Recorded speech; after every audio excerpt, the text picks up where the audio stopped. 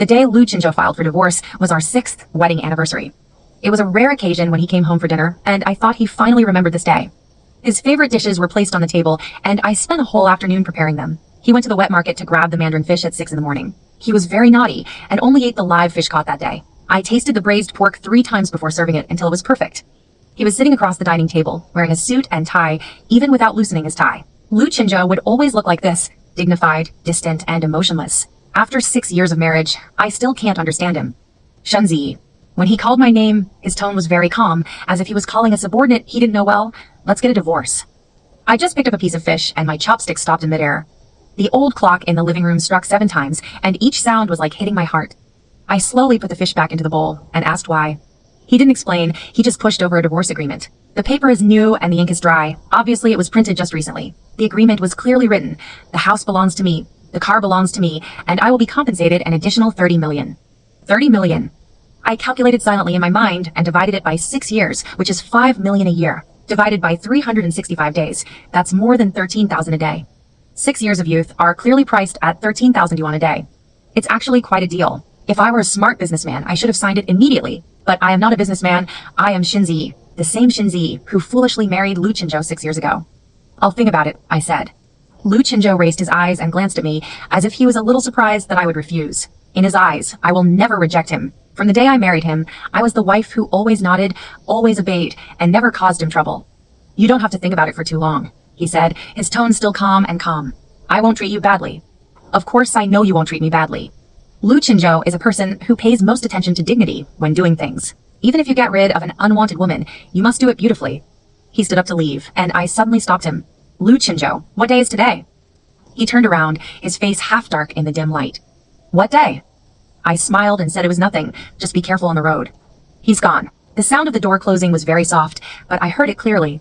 The dishes on the table are already cold, and the mandarin fish soup has condensed into a thin layer of gelatin. I didn't eat a bite and dumped them all into the trash can.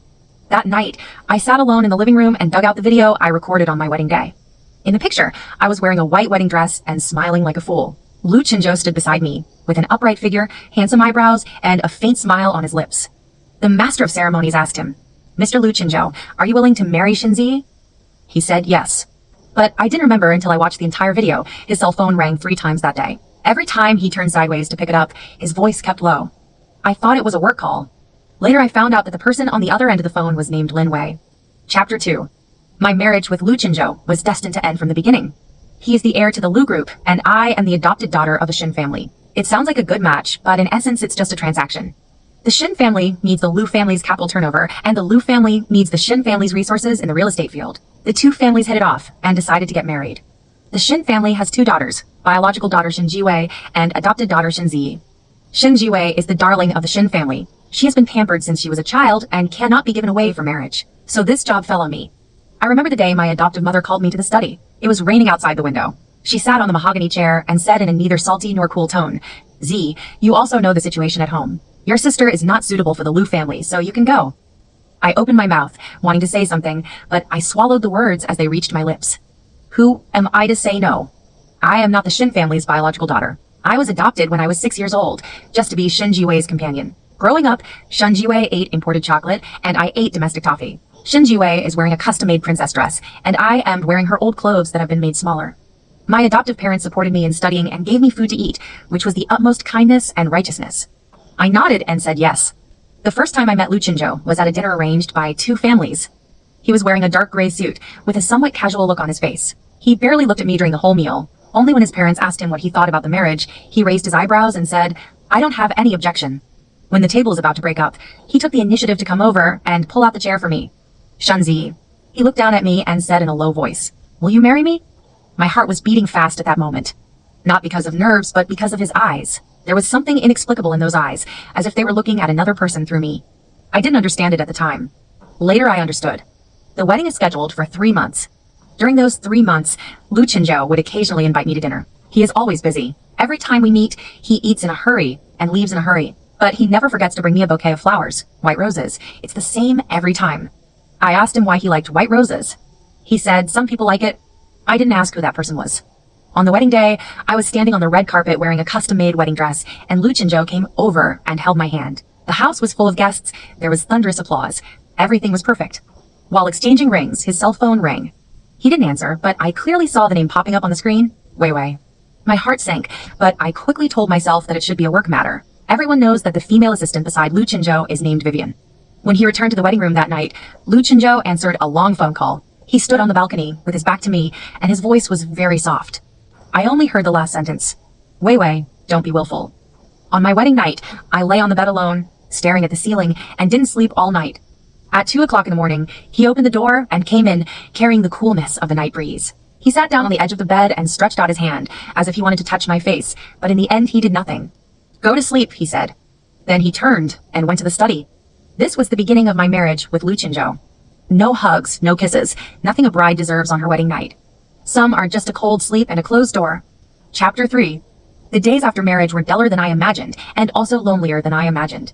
Lu Qinzhou doesn't go home often. He has several companies under his name, and is busy from morning to night every day, occasionally traveling for 10 days and a half. When he was away, I lived alone in that 3-story villa, like a bird in a beautiful cage. I try to find things for myself to do. I learned flower arranging, and filled the living room with various floral works. When he came back and saw it, he just said, "It's too messy, just take it away." I learned baking and baked a whole plate of cookies to send to the company for him. His secretary accepted it, and when I passed the trash can the next day, I saw the familiar packaging bag. I even tried to work for the Lu Group, starting as an administrative assistant at the lowest level. No one knows that I am Lu Qinzhou's wife. I think this is good. At least I can be closer to him. But when he found out, he called me to the office the same day. "Shenzi, you don't need to work." He didn't even raise his head when he said this, and he was signing the documents with a pen in his hand. I wanted to find something to do. If you feel bored, you can go shopping, get a beauty treatment, or meet friends for afternoon tea. He finally raised his head and looked at me calmly. Mrs. Lu doesn't need to work 9 to 5. I didn't argue. Not arguing was the first lesson I learned in marriage. The turning point came in the second year of our marriage. The winter of that year was extremely cold. I had a fever of 39 degrees Celsius. I was lying alone in the bedroom, unconscious from the fever. I called Lu Qinzhou, but it took a long time before I got through. "What's going on?" There was noise on his side, as if he was at the airport. "I have a fever and feel very uncomfortable," I said, my voice as weak as a mosquito's cry. He was silent for 2 seconds. "Let Uncle Zhang take you to the hospital." "Lu Qinzhou, I'm about to board the plane. I'll talk about it when I come back." The phone was hung up. I held my phone and lay in the dark, tears streaming down my face silently. Uncle Zhang is the driver of the Lu family. He is in his 60s and has bad ears. I really didn't have the energy to do anything, so I took 2 antipyretic pills and fell into a drowsy sleep. When I woke up, I found myself lying in the hospital. Uncle Zhang didn't send it to me. I called 120 myself. The medicine in the bottle dropped drop by drop, and the white walls of the ward were so dazzling that it made you want to cry. When the nurse came in to change the dressing, she said, "Where's your husband? Why don't you let him stay with you?" I said he was on a business trip. The nurse sighed and said nothing more. That night, Lu Qinzhou sent me a message. "Has the fever gone?" I said quit. He didn't reply anymore. I stayed in the hospital for 3 days, and he never showed up. When I got home on the day I was discharged from the hospital, I found an extra pair of women's shoes in the hallway. Pink, size 36, with a bow on it. Not my shoes. My feet are a size 37.5. Chapter 4. I soon met the owner of those shoes. Her name is Lin Wei. She is Lu Qinzhou's college classmate, and she is also the Wei Wei he hides in his mobile phone. I first met her at the Lu Group's annual meeting. Wearing a red skirt, she held Lu Qinzhou's arm and smiled sweetly. Lu Qinzhou pulled out a chair for her, poured wine for her, and helped her block all the people who came to toast. Those movements were so natural, as if they had been done thousands of times. And I was sitting across from them. When Lu Qinzhou saw me, his expression didn't change at all. He didn't even explain. He just said lightly, "This is Lin Wei, my schoolgirl." Lin Wei smiled at me and said, "Hello, sister-in-law." The sister-in-law's scream was sweet, but there was no respect in her eyes. I could tell that she didn't take me seriously at all. During the second half of the annual meeting, Lu Qinzhou took the stage to deliver a speech. He talked about Lu's group's achievements this year and its future development plans. His speech was impeccable and won applause from the whole room. I stood in the corner, watching him standing under the spotlight, and suddenly felt that he was very strange. This man is my husband, but he never smiles at me, never holds my hand, and never asks me how my day was. He gave all the good things to another person. Late that night, Lu Qinzhou drank a lot of wine. I helped him back to the bedroom. He was so drunk that he was unconscious and kept mumbling something. I listened closer and heard him calling Wei Wei. My hands froze in midair. Then he said something else that made me shiver. "Shenzi, she is not you. Stop pretending." I slowly took a step back, leaned against the wall, and slowly slid to the ground. I see. It turns out that from the beginning, he knew that I was just a stand-in. Those white roses, that she likes it, that missed phone call at the wedding, everything has an explanation. He didn't marry Shenzi. He married a woman who looked like Lin Wei.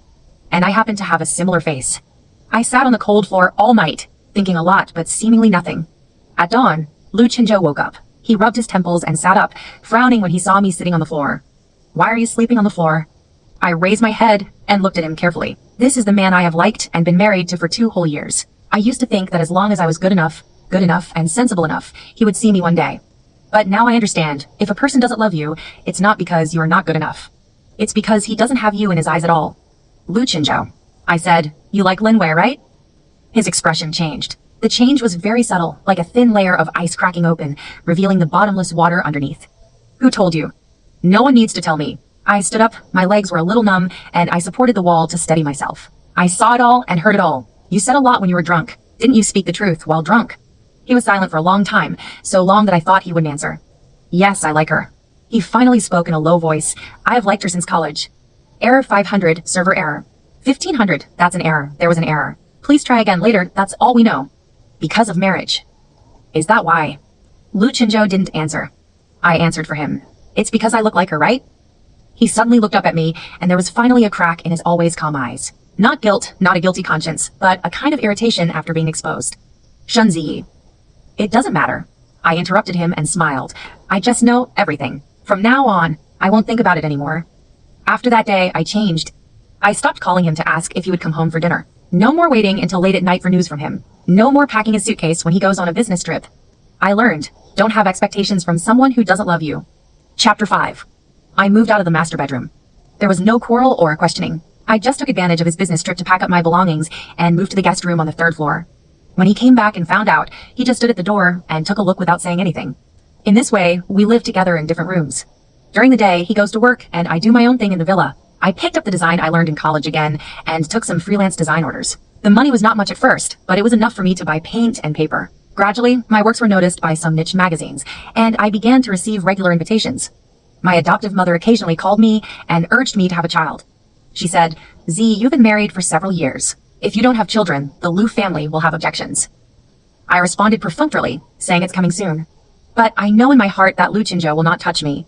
We have been married for 6 years and have slept together only a handful of times. Every time he came back drunk, he fell asleep. When he was sober, he rarely even entered the bedroom. I once thought he was frigid or was under too much work pressure. Later, I found out that he just didn't want to touch a woman he didn't love. Linwei appears more and more frequently in our lives. When she comes to eat at home, Lu Chenzhou will notify the kitchen in advance to prepare her favorite dishes. She was giggling in the living room, and Lu Chenzhou chatted with her until late at night. When she was drunk, Lu Chenzhou would drive her back personally. Once, I saw Linwei holding Lu Shenzhou's arm on the stairs, resting her chin on his shoulder, and said coquettishly, "Brother Shenzhou, do you still remember when you were in college, you said you wanted to marry me?" Lu Chenzhou did not push her away. He just said softly, "Wei Wei, don't make trouble." Here it is again. Don't make trouble. He always said this to her, with helplessness, with connivance, with a tenderness that I had never seen before. I stood in the shadow of the stairs and watched for a moment, then turned and went upstairs. Back in the room, I opened my design draft and drew the lines one by one. The hands are steady and the mind is calm. That's how people are. When your heart dies, it won't hurt anymore. The days pass like this. I thought that Lu Chenzhou and I would live like this for the rest of our lives. We look so inseparable, but we respect each other like ice. He doesn't love me, and I no longer expect him to love me. The two people live in the same house, like roommates sharing a house, maintaining a superficial respectability. Until that day. Lu Chenzhou came back very early that day and walked directly to the door of my studio without leaving his briefcase. I was working on an illustration for a client and got some paint. I was stunned for a moment when I saw him standing at the door. He rarely comes to my studio. Is something wrong? Shun Ziyi. He stood at the door, facing the light, and the expression on his face could not be seen clearly. Let's get a divorce. I didn't cry. No questioning, no breakdown, not even much emotion. I just put down the brush and nodded. Okay. Chapter 6. The divorce agreement was signed smoothly. I didn't hire a lawyer, and I didn't bargain. 30 million plus a house and a car are enough for me to have enough food and clothing for the rest of my life. Lu Chenzhou probably didn't expect that I would agree so simply. He sat across from me and stared at me for a while, as if to confirm if I had really figured it out. You don't have anything to say? He asked. I thought for a while. You should be nicer to Linwei in the future. She likes you very much. Don't let her down. Lu Chenzhou's expression froze for a moment. It's not touching, it's more like being stabbed, uncomfortable. But he quickly adjusted and returned to his calm demeanor. I will. We made an appointment to go to the Civil Affairs Bureau on Tuesday to go through the formalities. That morning, I put on exquisite makeup and wore a newly bought skirt. It's not that I want him to regret it, I just want to make a decent move for myself. At the door of the Civil Affairs Bureau, the staff asked us if we wanted to divorce voluntarily. I said yes. Lu Chinzhou also said yes. When signing, his hands were very steady and he wrote every stroke neatly. The words Lu Chinzhou were the same as the billion-dollar contract he had signed, calm, straightforward, and leaving no room for error. I was slower than him because I hesitated on the final stroke, but only for a moment. Then his phone rang. 3 words popped up on the screen: Lin Wei. Lu Chinzhou, who had been expressionless just now, felt a soft light between his eyebrows when he saw the name. I am so familiar with that kind of tenderness because he has never been like this to me. He picked up the phone. What's wrong? The voice on the other end of the phone was so soft that it could drip. Brother Chinzhou, have you signed? I'm waiting for you at home. I miss you. The corners of Lu Chinzhou's mouth raised slightly. Don't make trouble. I'll be back soon. Hurry up. I have a surprise for you. Good. The call hung up and he put the phone in his pocket. The whole time, he didn't even look at me. I put the divorce certificate into my bag, stood up, and said the last words to him. Goodbye, Lu Chinzhou. He said, without raising his head.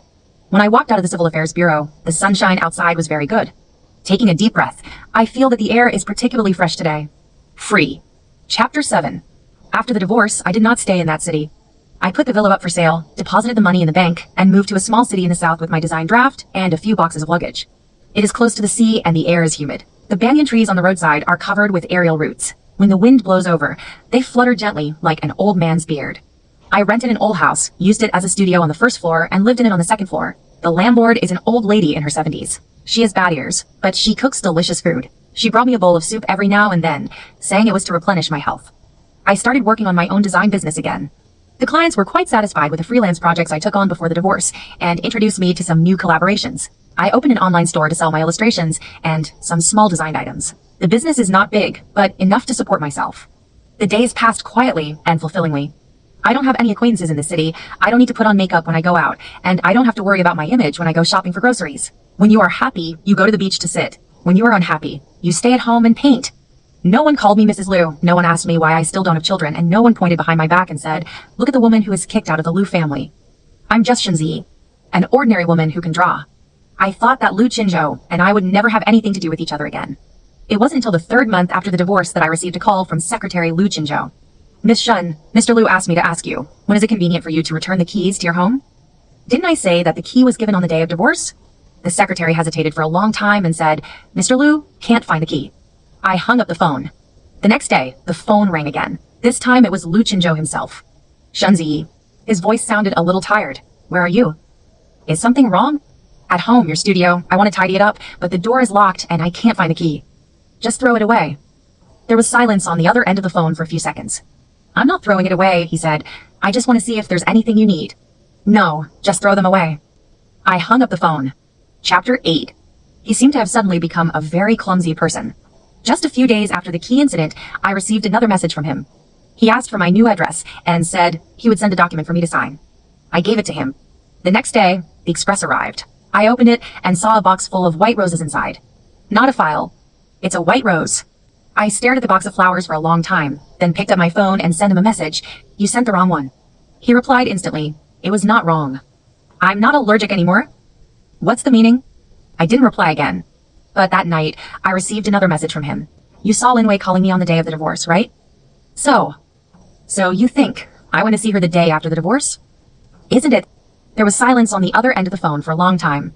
After a while, he said, it was Lin Wei who called me that day. She asked me if the procedures were completed. I don't know what she said, but the sentence, I miss you heard, was to her husband. She is married, not me. I was stunned for a moment. Lin Wei is married? Who is her husband? College classmates are not the point. Lu Chinzhou didn't seem to want to bring up this topic. The point is, Shenzi, you misunderstood. What did I misunderstand? I forget it, it's nothing. The phone was hung up. I was standing in front of the window holding my mobile phone. The sea outside the window was very calm, and the setting sun dyed the sea orange red. Misunderstand? What did I misunderstand? As the days went on, I didn't have much time to think about Lu Chinzhou. The business of my online store is getting better and better, and there are more and more customers. I can't handle it by myself, so I hired a little girl to help with packaging and shipping. Her name is Xiao Yuan, and she is a recent college graduate who talks a lot but works quickly. When Xiao Yuan came to my studio for the first time, she saw the paintings hanging on the wall and exclaimed, Sister Z, you are so good at painting. Have you ever studied before? I said I had studied design in college. Then what did you do before? I thought about it and said, I didn't do any serious work before. Impossible. Your strokes are so mature. You must be an experienced person. I didn't explain. There are some things that no one believes even if you say them. For example, I was once the wife of the famous Luchinjo, the youngest and richest man in the city. I was married and divorced, and I married the man that all the women in the city wanted to marry. But now I am just a small shopkeeper selling illustrations in this small town. It's a good day like this. It's really good. Chapter 9. However, when a person does not want to be disturbed, that is often when the interruptions come most violently. 4 months after the divorce, Luchinjo appeared at the door of my studio. I don't know how he found this place. That afternoon, I was drawing a new illustration. I had my hands dirty with paint, my hair was randomly tied into a bun, and I was wearing an apron stained with paint. Madoka had just left work, and I was the only one left in the studio. When the doorbell rang, I thought Madoka had forgotten to pick up something. I opened the door. The person standing at the door made my hand freeze on the doorknob. Luchinjo lost a lot of weight. It had only been 4 months since the divorce, and he seemed to be a changed person. There is a faint cyan color under his eyes, and his jawline is sharper than in memory. He is not wearing a suit, only a dark casual jacket, standing at the door, looking at me against the light. The moment he saw me, his expression changed. It wasn't surprise or excitement, but a very complicated look, as if he had been looking for a long time and finally found something, but when he found it, that thing no longer belonged to him. Shunzi. His voice was a little hoarse when he called my name. How did you find this place? It took a lot of asking to find it. What do you want from me? He opened his mouth, as if he wanted to say a lot, but in the end, he only said one sentence. You have lost weight. I didn't invite him in. He stood at the door, looking at me carefully. His eyes moved from my face to my hands, the paint on my apron, the dried paint residue between my fingernails, the blue stain on the cuffs of my shirt that couldn't be washed away. Are you painting? He asked. You never painted at home before. It's not allowed at home. I said, Luchinjo, your living room used to be used to entertain your guests. My easel was in the way, so you asked me to take it away. Have you forgotten? His face paled for a moment. I leaned against the door frame, watching his expression change, and suddenly felt a little funny. Mr. Liu came all the way here just to see if I've lost weight, right? Shunzi, he took a deep breath. I want to ask you something. You say, when you signed the divorce agreement, did you have anything to say? I thought about it and said no. Really not? No. His eyelashes trembled, as if they were stung by something. Then what if I... He paused, his Adam's apple rolling up and down. What if I regret it? Chapter 10. Regret? Looking at Luchinjo standing at the door, I felt that these words seemed to come from another person's mouth. Will Luchinjo regret it? The man who answered Linwei's call without even looking at me at the door of the Civil Affairs Bureau. The man who left me on the balcony to make phone calls with others for 40 minutes on our wedding night. The man who left me alone in the hospital hanging on an intravenous drip for 3 days and never came to see him once. He says he regrets it now. Luchinjo. I said, do you know what regret means? I know. No, you don't know. I shook my head. The regret is that I ate instant noodles alone on my birthday while you watched the fireworks with Linwei. The regret is that I had a fever of 40 degrees and called 120 to send myself to the hospital. You were on a business trip and you didn't even ask if I was back. The regret is that I moved to the guest room for 4 full years without you saying a word to stay. The regret is that you've been married to me for 6 years and the 668 square meter house can't even accommodate my studio. I said a lot in one breath. When I said these words, I found that my voice did not shake. It turns out that hate, in the end, does not carry any emotion. Luchinjo, you don't love me, so you think giving me money is enough. 30 million, you think you are being kind enough. But have you ever thought that what I have wanted for these 6 years is not your money? He stood there without speaking. The sea breeze blew over and ruffled his hair. What I want is never money. I said, what I want is you, but you never want to give it to me. The air was quiet for a long time. Luchinjo's eyes were a little red, and the corners of his mouth moved. He wanted to say something, but no word came out. I took a step back and held the doorknob. Luchinjo, everything you are doing now is not because you love me. His pupils trembled. You're just not used to losing something. I looked at him and said word by word. Just like a child, if an unwanted toy is taken away, he will cry, make noises, and think that toy is the best in the world. But you have to know that even if you take the toy back, you will not cherish it because that is not love. It is possessiveness. My words were like nails driven into his heart one by one. I saw his fingers trembling slightly. Go back, Luchinjo.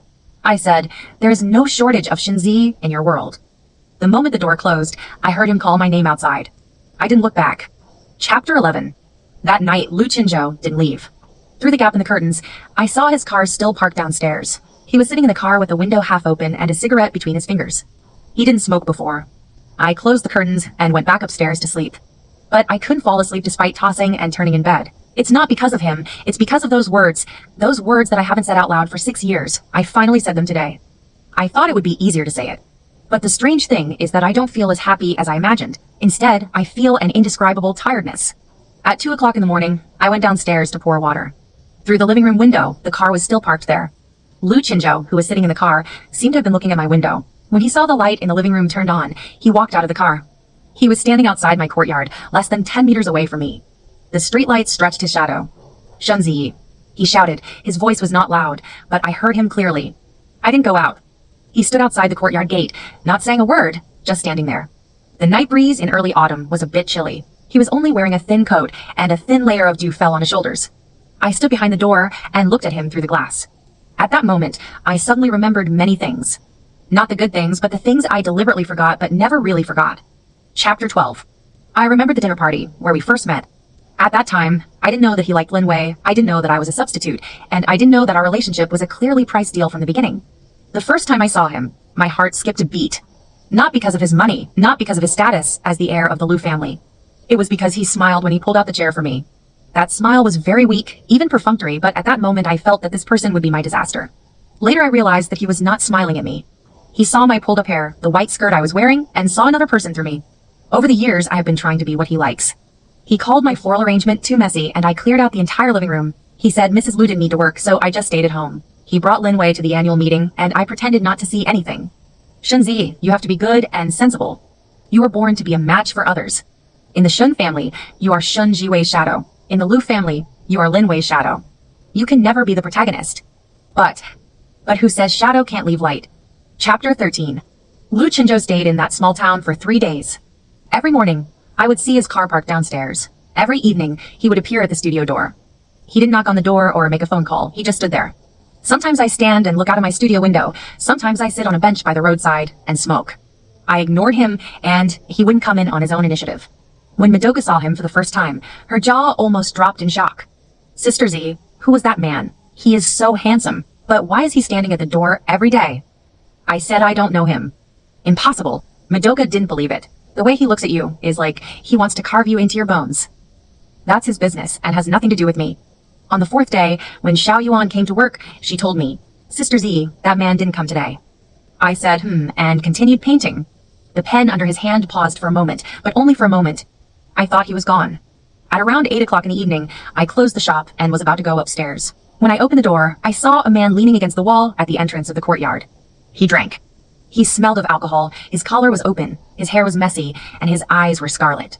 When he saw me coming out, he staggered and stood up straight. Shunzi, have you been drinking?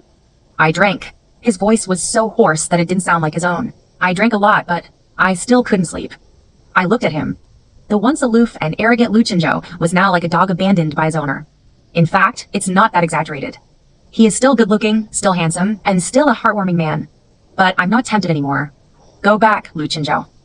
I don't want to go back. He leaned against the wall and slowly slid to the ground. That house is too big. I can't sleep. That's your home. That's not home. He raised his head, his eyes red. Home is where you are. Chapter 14. 6 years ago, these words would have moved me to tears. But now I just feel a little ridiculous. Lu Chinzhou, do you know why you can't sleep? I squatted down in front of him.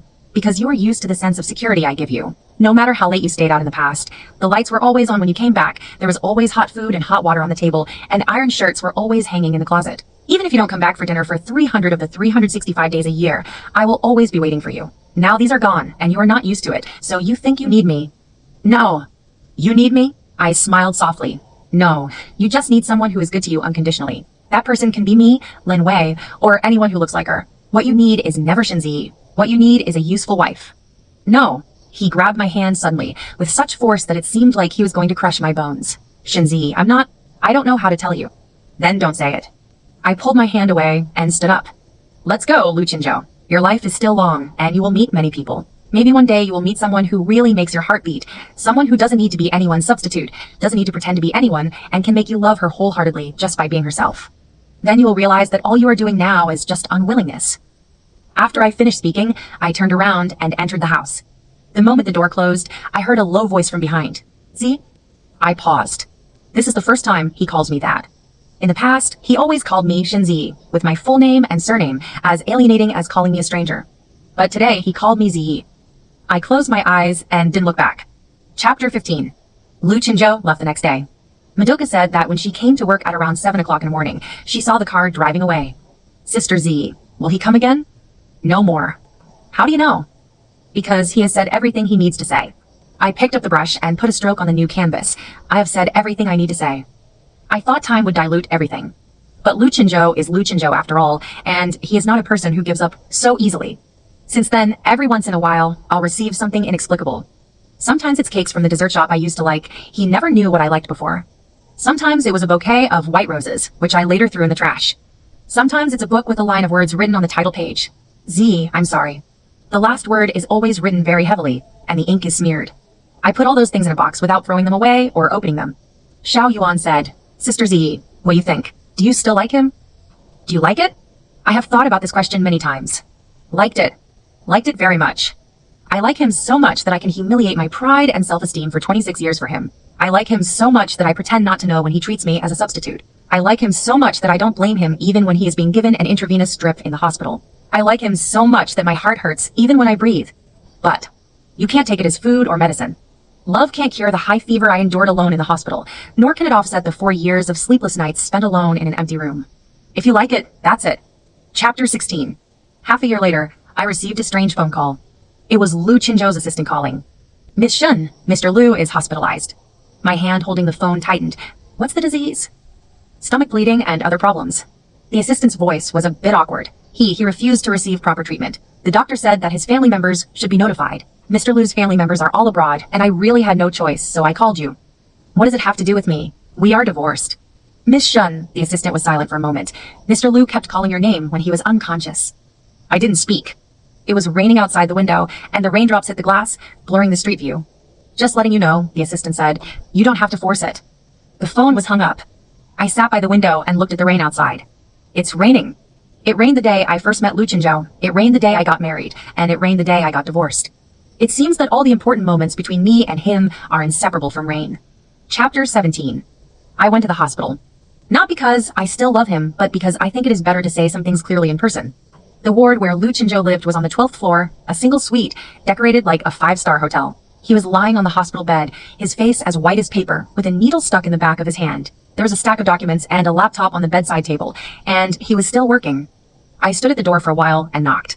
He raised his head, and the moment he saw me, he dropped the pen in his hand. Why are you here? The assistant told me you were hospitalized. He's troublesome. Lu Chenzhou looked away. Go back, I'm fine. I sat down on the chair next to the bed and didn't leave. He secretly glanced at me several times, as if he couldn't believe I was really here. Shunzi. How are you? How have you been lately? Good. How are the paintings selling? Good. There was silence for a long time. He suddenly said, I'm sorry. He had never said these 3 words to me before. Sorry for what? I asked. I'm sorry for everything. He closed his eyes. I'm sorry for treating you as a substitute. I'm sorry for never looking at your paintings. And I'm sorry for letting you go to the hospital alone. Lu Chenzhou, you don't need to say sorry to me. I said, it was my own choice to marry you 6 years ago. The grievances I suffered were also my own choice. No one put a gun to my head to ask me to stay with you. It was me who insisted on staying. So, you didn't feel sorry for me. The only people you can deserve are yourself and Lin Wei. His body shook. I stood up and prepared to leave. Shunzi. His hand suddenly reached out and grabbed my wrist with a very light force. He was too weak to even grab someone. I know you don't believe me. His voice was very low, but I really like you. It's not because of unwillingness, not because of habit. It's because after you left, I realized that you weren't pretending to be someone else for the past 6 years. You are just Shunzi. And what I want from beginning to end is just Shunzi. Chapter 18. The ward is quiet. The sound of the ECG monitor sounded like it was timing. I looked down at Lu Chenzhou's hand that grabbed my wrist. It had distinct joints and slightly bulging veins. The hand that once signed a billion-dollar contract was pitifully pale at the moment. Lu Chenzhou. Do you know how many years I've been waiting for you to say, I like you? Error 500, server error. 1500, that's an error. There was an error. Please try again later, that's all we know. I've been waiting for 6 full years. I said, for 6 years, every day I've been thinking, maybe tomorrow he will look at me. Maybe tomorrow he will say a soft word to me. Maybe tomorrow he will find out that I am not Lin Wei's substitute. I am Shunzi, a living person who can also feel pain, be cold, and also want someone to hug me. But you didn't. Just let me wait and wait, until all my likes turn into disappointment, until disappointment turns into numbness, until numbness turns into indifference. Error 500, server error.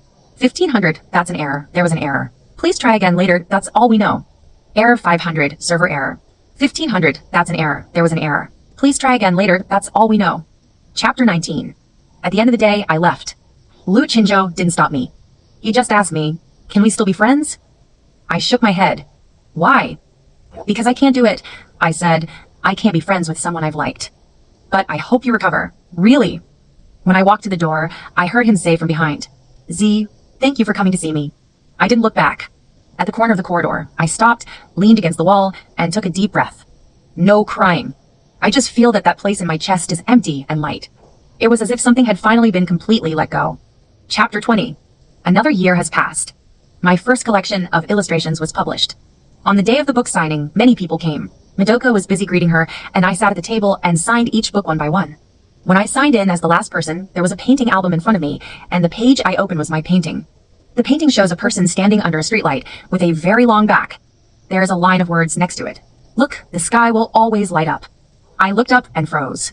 It's